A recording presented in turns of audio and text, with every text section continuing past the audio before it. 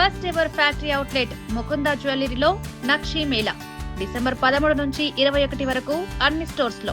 ఆంధ్రప్రదేశ్ ప్రభుత్వం పింఛన్ల మంజూరు ప్రక్రియలో కీలక మార్పులకు శ్రీకారం చుట్టింది.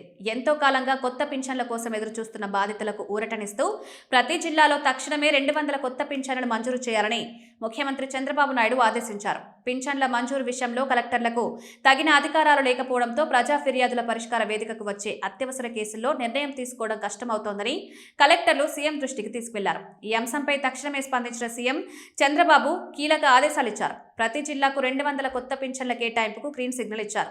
ఈ పింఛన్లను ప్రధానంగా దీర్ఘకాలిక వ్యాధిగ్రస్తులు, క్యాన్సర్ రోగులు, దివ్యాంగులు, సర్వం కోల్పోయి ఆపదలో ఉన్న వారికి మంజూరు చేస్తారు.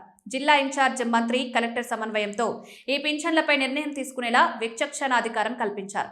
పింఛన్ల పంపిణీలో ఎక్కడ రాజకీయం లేకుండా అర్హతే ప్రామాణికంగా ఉండాలని సూచించారు. ఇక తిరుపతి జిల్లాలో అమలవుతున్న సంక్షేమ సంకల్పం కార్యక్రమాన్ని ముఖ్యమంత్రి ప్రత్యేకంగా అభినందించారు. వసతి గృహాల్లో మౌలిక వసతుల కల్పనలో వచ్చిన విప్లవాత్మక మార్పులను చూసి మెచ్చుకున్నారు. ఈ నమూనాను రాష్ట్ర వ్యాప్తంగా అన్ని జిల్లాల్లో అమలు చేయాలని సూచించారు. కేవలం సంక్షేమం మాత్రమే కాకుండా అభివృద్ధి దిశగా కూడా ప్రభుత్వం అడుగులు వేస్తోంది. తిరుపతి జిల్లాకు ఏకంగా 96,000 కోట్ల పెట్టుబడులు వచ్చినట్టు సదస్సులో వెల్లడించారు. వీటి ద్వారా లక్షలాది మంది యువతకు ఉపాధి అవకాశాలు లభించనున్నాయి.